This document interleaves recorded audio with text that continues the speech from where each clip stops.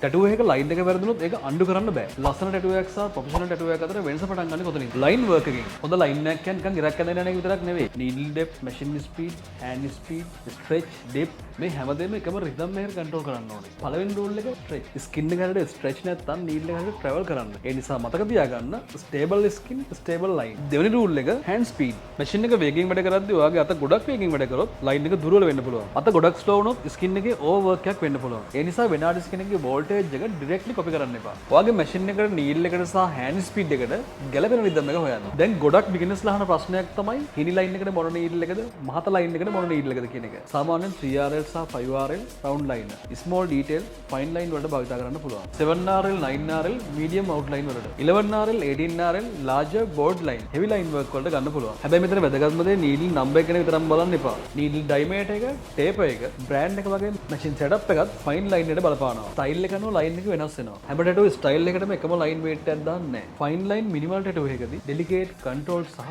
තින් line. Traditional ටැටුව එකකදී strong, bold, neat outline. Neo traditional එකකදී එකම ඩිසයින් එකක් කරලා තික් සහ තින් ලයින්. ජපනිස් ස්ටයිල් එකකදී මේන් ෂාෆ්ට් ක්ලියර්ලි සෙපරේට් කරන්න. කොන්ෆිඩන්ස්, බෝල්ඩ් අවුට්ලයින් වැදගත්. ජියොමෙට්‍රික් ඔර්නමෙන්ටල් ටැටුස් වලදී කන්සිස්ටන්සි එක ඉතාල වැදගත්. රියල්සම් වලදී හැම එච් එකක්ම හાર્ඩ් බෑක් අවුට්ලයින් එකකින් ලොක් කරන්න අවශ්‍ය නැහැ. සමහර ඒවා ෂේඩින් සහ ටෝනර් ට්‍රාන්සිෂන් වලින් ඩිෆයින් කරනවා. ඒ නිසා ප්‍රොෆෙෂනල් ටැටු ආටිස්ට් කෙනෙක් අහන්නේ මට ලයින් එකක් ගහන්න පුළුවන්ද කියන එක නෙවෙයි. මේ ඩිසයින් එකට අවශ්‍ය කරන ලයින් කැරක්ටර් එක මොකක්ද කියලා. ඔයාලට මේ වගේ ටැටු සම්බන්ධ දැනුම දිගටම ලබා ගන්න අපේ YouTube channel එක subscribe කරලා තියාගන්න.